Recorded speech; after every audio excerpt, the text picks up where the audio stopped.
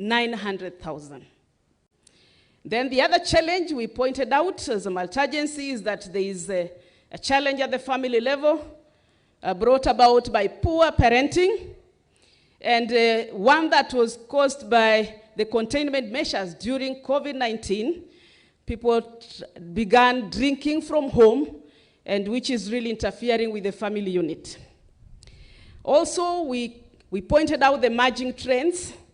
The first one is the legal packaging of alcohol in personal houses. It's a big challenge in the region. And then hawking of illicit brew. People move around with backpacks, just hawking like any other business. And then sale of confectionaries laced with drugs, particularly the use of bang and heroin to make weed cakes and weed cookies. And lastly, as an emerging trend, we have currently unregulated online sale of alcoholic drinks, including home and office deliveries. So the other one that we pointed out as a challenge is the management of empty bottles, which is a big challenge, which is a contributing factor to the counterfeiting of genuine brands through recycling of empty bottles. There is need for a policy to assist in management of empty bottles. Recommendations that we've made as a region are: one, alcohol and drug control being a shared function between both the national and county government. There is need for the establishment of county-based intergovernmental committees on alcohol and drug abuse. Secondly, we recommend the amendment of the Alcoholic Drinks Control Act of 2010 regulations to include and provide a formula for determining maximum number of alcohol outlets to be licensed in a given area based on population density as envisioned in the Act. Thirdly, we recommend that there is need to amend the county-specific laws to align with the national law, Alcoholic Drinks Control Act 2010, so that they are in tandem, because currently they are not reading the same. Fourth, we've recommended counties to invest in research, prevention, treatment, and rehabilitation programs from liquor licensing fees. We emphasize for ring-fencing of the funds collected from licensing. We have a few counties that have managed to establish a fund account, and our plea here today is to really plead, Your Excellency, that if the counties can all establish a fund that will be able to manage all issues to do with alcohol and drug control. There is also, finally, fifth, we've recommended there is need for decentralization of government chemist services, because currently we have a serious challenge. When we have samples in the region, we have to travel either to Kisumu or to Nairobi, and it is a big challenge. Sometimes when the cases are in court and the reports delay to be released, it really affects the verdict of our cases in court. We also recommend that there is need to ensure coordinated and multi-agency licensing regime of alcoholic outlets, where Ngao and National Police Service are also involved at all levels. We also recommend a need to undertake regular surveillance and enforcement to ensure compliance. We also recommend there is need to enhance community participation in control of alcohol and drugs, including licensing.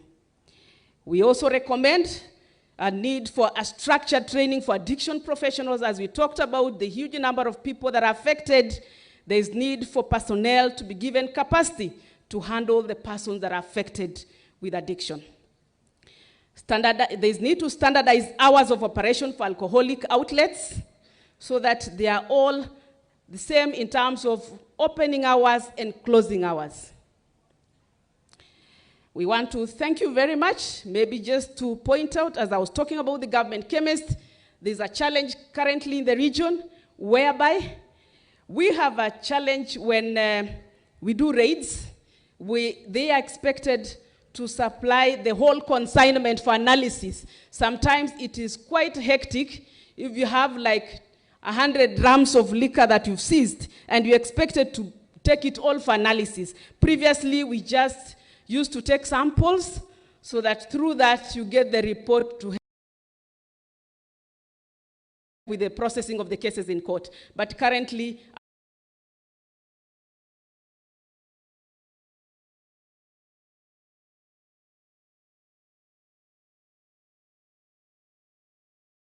I really experienced either Kisumu or Nairobi is a big challenge.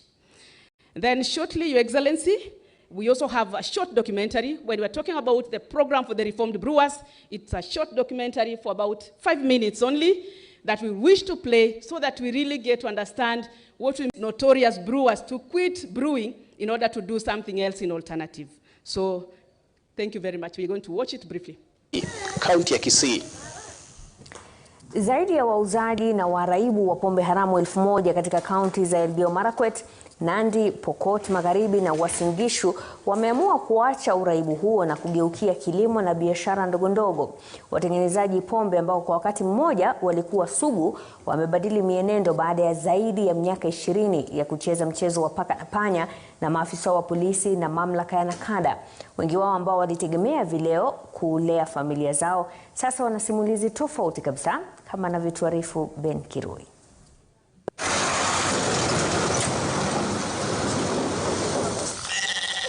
Lilian Adema, mwanamke mwenye umri wa miaka 41, ni mmoja kati ya wale ambao walikuwa wanajihusisha na biashara ya pombe haramu kabla ya kugeuka na kuuasi biashara hiyo. Tangia atoke katika kituo cha kurekebisha tabia na maadili miaka 10 iliyopita, mabadiliko katika maisha yake ni dhahiri, huku ndoto aliyoazimia zikionekana kuanza kutimia. Kuna vitu inaitwa 5S. Wanasema start with what you have, start small, start slowly, start straight away and share with others. So mi wakati nilitoka mahali pale Eldoret, hii shamba ni shamba yangu, inafika hapa ni half an acre. Wakati nilitoka Eldoret, wakasema start with what you have. Sikuwa na kuku, sina kondo, sina chochote, na wamesema start with what you have. Nikauliza Mungu, nitaanza na nini? Baada yake kuaga kituo cha kurekebisha tabia na maadili, Lilian alianza biashara ya kutengeneza na kuuza matofali pamoja na ukulima. Hajawahi kutazama nyuma tena. Katika miaka ya nyuma, nafasi hii ndani ya boma lake Lilian ingekuwa imetapakaa walevi kila mahali, lakini kwa sasa nafasi hii inatumika kuendeleza miradi ambayo anataja kuwa ya manufaa mno kwake. Sijawahi jutia tangu niliacha. Nikatengeneza matofali, customers walikuja. Yaani matofali yangu ilikuwa inachukuliwanga kama ni moto. Hata hivyo, majukumu ya kuwalea wanawe 6 nusura yamrejeshe katika biashara hiyo haramu.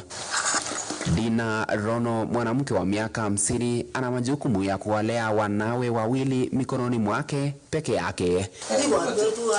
Baada ya miaka 20 ya biashara ya vileo haramu, alifanya maamuzi ya kuasi, akitafuta ushauri na kurekebisha tabia na maadili kabla ya kuzamia miradi tofauti ikiwemo ukulima, ufugaji kuku na kutengeneza sabuni. Wakati nilirudi, nilikuja nikaunda sabuni, ikanisaidia sana. Nikiunda 20 liters, ninauza 3,000. Anapotazama nyuma, anajivunia hatua ambazo amepiga maishani. Wakati nilikuwa nikitengeneza pombe, mnakaa tu na walevi. Hata kama sikunywi, nilikuwa nimekaa kama mlevi tena. Yvonne Chepkemboi ni mwanachama mwingine kutoka katika kikundi hicho cha kina mama ambao walikuwa wanatambulika kwa sifa mbaya ya ugemaji pombe haramu.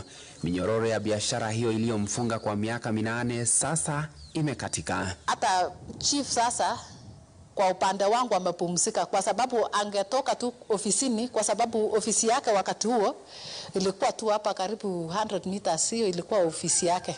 So ningetengeneza sasa, ilikuwa tu kawaida yake akuja akipita kwangu, so amepumzika.